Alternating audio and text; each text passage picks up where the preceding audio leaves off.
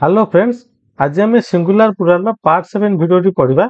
या पूर्व मो चैनल रे 6टा छोट छोट सिंगुलर प्लूराल को लेकिन वीडियो पकई से वीडियो गुड़िक देखु आपको बहुत इंटरेस्टिंग लगे से जो रूल गुड़ाक पढ़ाई से गुड़ाक मन रखु से आपको बहुत हेल्पफुल हम। चलते आज भिडियो आम आरंभ करा। जो मैंने आज मो चैनल नुआ देखुं से प्रथम कहनेबी जे जदि गोटे नाउन सिंगुलर बोली केतले कहबा जेतेले गोटे पर्सन थिबो गोटे ऑब्जेक्ट थिबो बा गोटे प्लेस कथा हम कहउतिबा अर्थ नाउन प्रथमे जानि नियंतु नाउन हम काहा को कहउचे।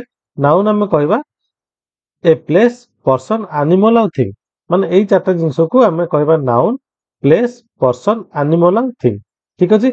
एई चारटा जिंस जदि गोटे गोटे जिंस आपन पाखे थिबो गोटे जिंस थिबो ताको हम कहबा सिंगुलर। अर्थ एठी देखंतु गोटे बिलेई अछि ए होचे सिंगुलर। जदि हम एक रु अधिका थी ये दुटा बिले अच्छी ये हूँ प्लूराल। ठीक अच्छे। तो कौन है जिते नाउन को noun place person animal thing यही चार्टा भितर जदि गोटे गोटे थी आम कह सिंगुलर ताठ जब अधिका थी कह प्लूराल। आम जो इंग्लीश किसी लिखुचे कि सेन्टेन्सेस लिखुचे कि गोटे पाराग्राफ लिखुचे कि गोटे कहूचे से जगह जब सिंगुलर प्लूराल आम आसो तो आम कौ जगह कौन लिखा केमी लिखा से पढ़ा। ठीक अच्छे। देखो ये गोटे छोट छुआटा अच्छी तो ये सिंगुलर कौन हो बीओवाई बॉय। जो दीटा छुआ कथा कहवा से बीओवाई एस बॉयज माने एक रु अधिक छुआ।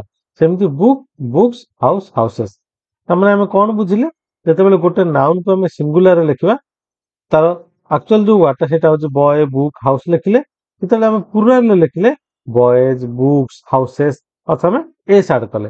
ठीक अच्छे। तो सिंगुलर रहा सिंगुलर प्लूराल को कन्वर्ट है आम कौन कले गोटे गोटे एस आड करके लिखिले से प्लूराल। ठीक अच्छे।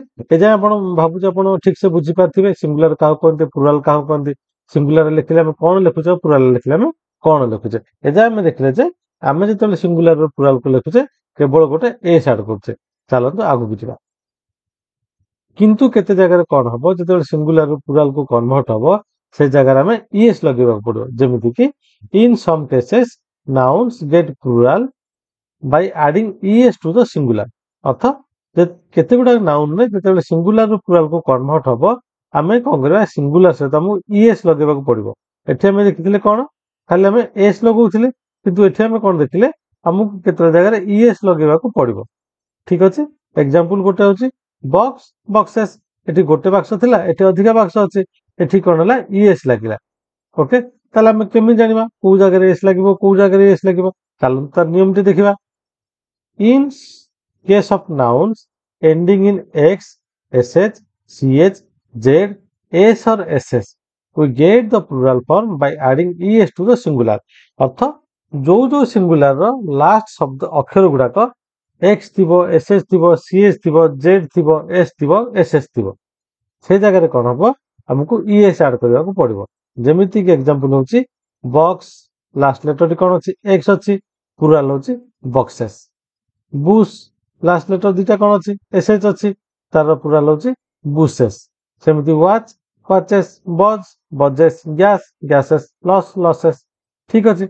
हम जहा रूल कहितले सेही रूल हिसाब रे लास्ट लेटर को हम देखि कि से हिसाब रे ईएस ऐड करबा। तो हम कोन जानिले दीटा जिंस जानिले को जगह हम एस लगेबा को जगह हम ईएस लगेबा ए दीटा रूल हम जदी मन रखिबा ताले हम कोन करबा को जगह एस लगेबा को जगह एस लगेबा ठीक से हमें भाबी परबा चिंता करके लिखि परबा।